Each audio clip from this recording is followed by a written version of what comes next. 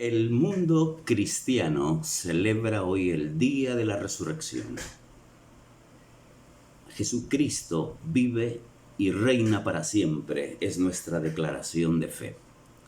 Mi saludo fraterno y las más ricas bendiciones de Dios para cada uno de ustedes. El tema de este domingo, puntualizaciones sobre la resurrección. La base bíblica para esta reflexión es 1 Corintios capítulo 15, versículos 1 al 58. En razones de su extensión, vamos a mencionar solo algunos versículos que consideramos pertinentes para el tema, pero sugerimos la lectura de todo el capítulo 15 de 1 Corintios para entender con toda precisión la resurrección de Jesucristo. A propósito del tema, ¿será verdad la resurrección? ¿Quiénes resucitarán? ¿Cómo será la resurrección? ¿Qué hay después de la resurrección? De inicio les recomiendo la lectura de los 4 evangelios: Mateo capítulo 28, Marcos capítulo 16, Lucas capítulo 24 y Juan capítulo 20. Además, y con carácter casi obligatorio, ya les mencioné, 1 Corintios 15. En dichas citas bíblicas encontrarán información detallada sobre tan controversial tema doctrinal. El mensaje de hoy está basado en el capítulo 15 de 1 Corintios. El autor del texto es el gran apóstol Pablo. Los lectores son los integrantes de la iglesia de Corinto y posteriormente todo aquel que guste saber las doctrinas fundamentales del cristianismo, y la resurrección es una de ellas. Trataré de ser preciso, claro y breve en la exposición, en razón de que hoy ministraremos en la iglesia del Nazareno de San Jerónimo la Santa Cena, bautizaremos a una hermana que se integra a la membresía. Veamos pues las puntualizaciones sobre la resurrección de Jesús contenidas en el texto.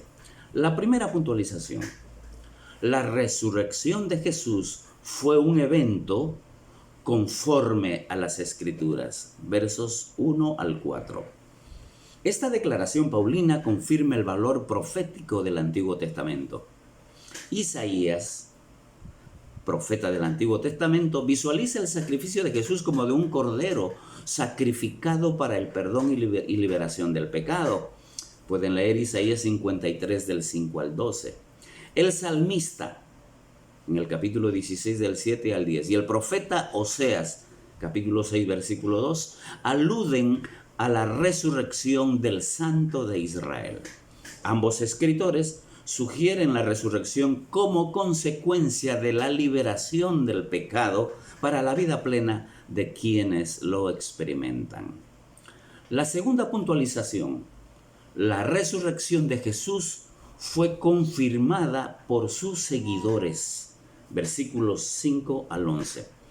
Pablo establece una especie de orden de las apariciones de Jesús.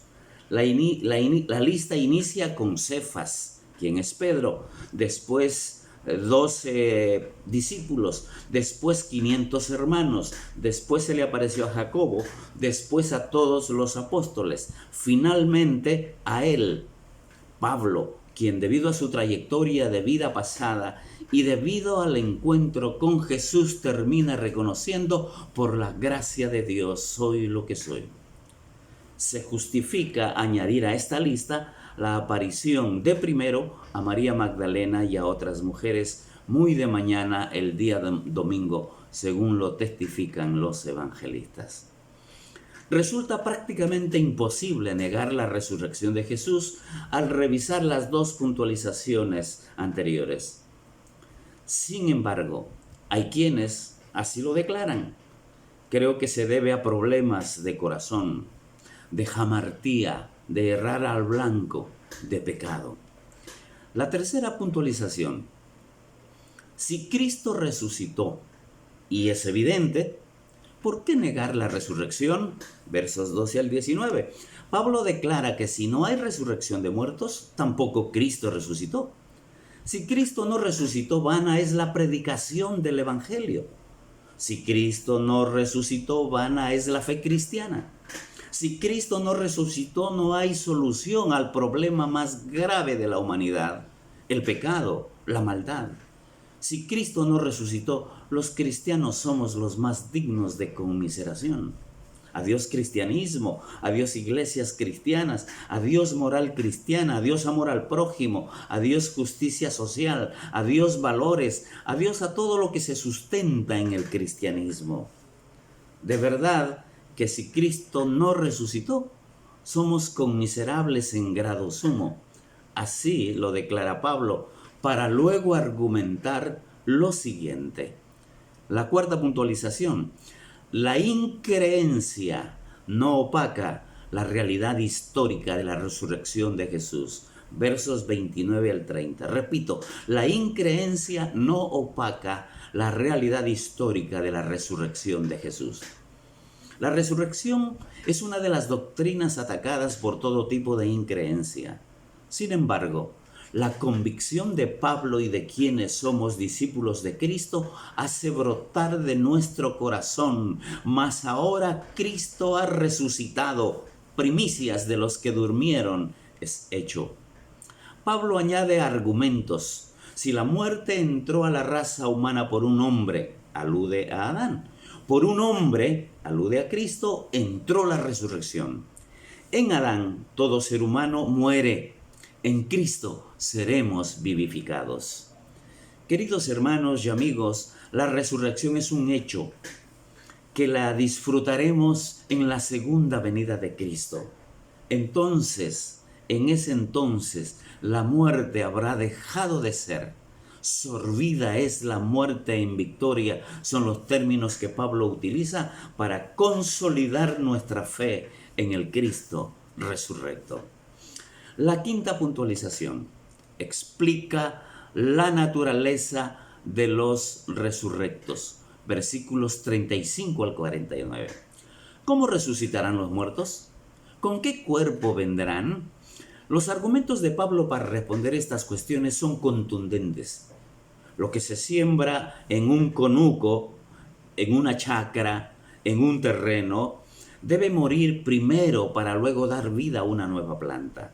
Un grano de maíz debe morir primero para brotar una planta de maíz.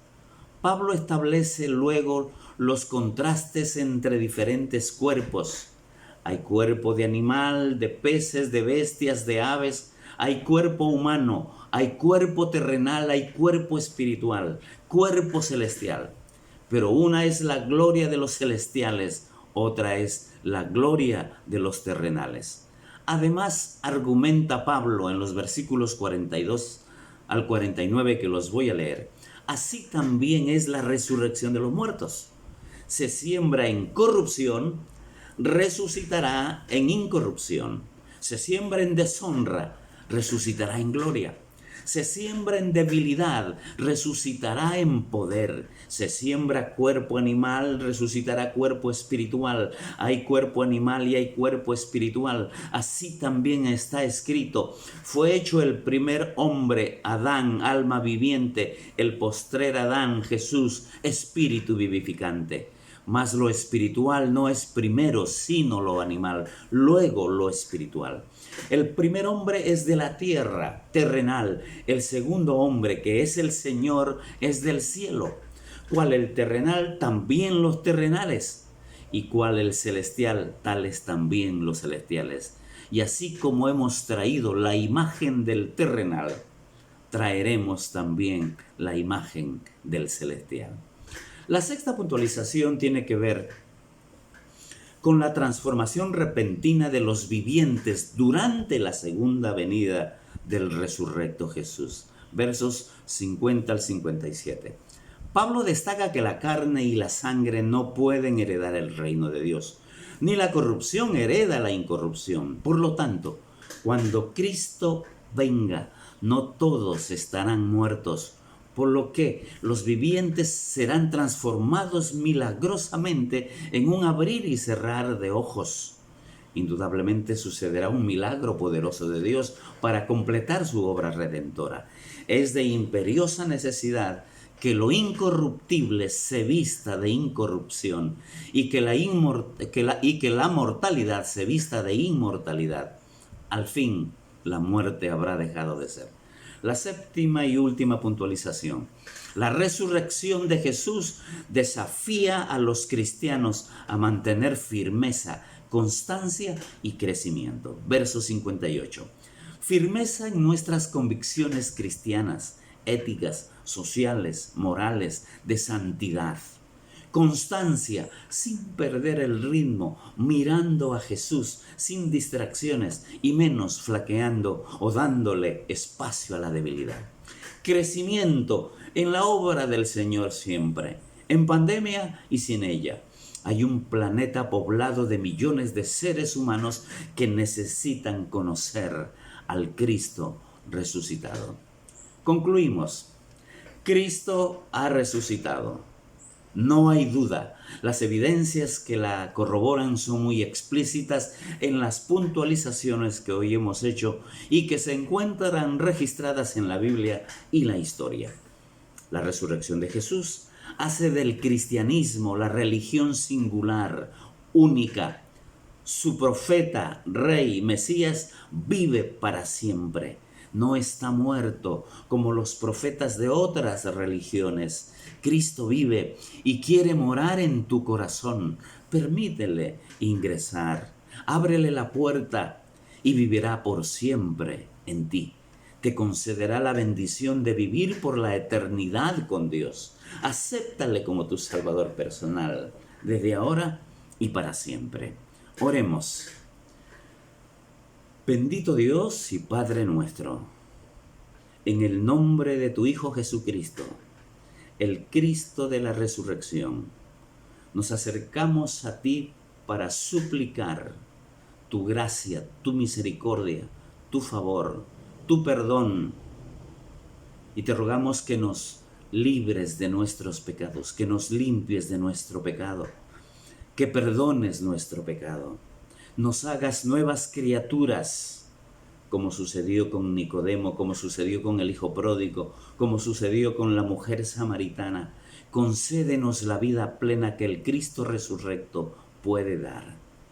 En esta mañana, de todo corazón, pedimos, Dios amado, que Cristo haga morada en nuestro ser, en nuestro corazón. Y gracias por esa bendición en este día especial. Por Cristo Jesús. Amén.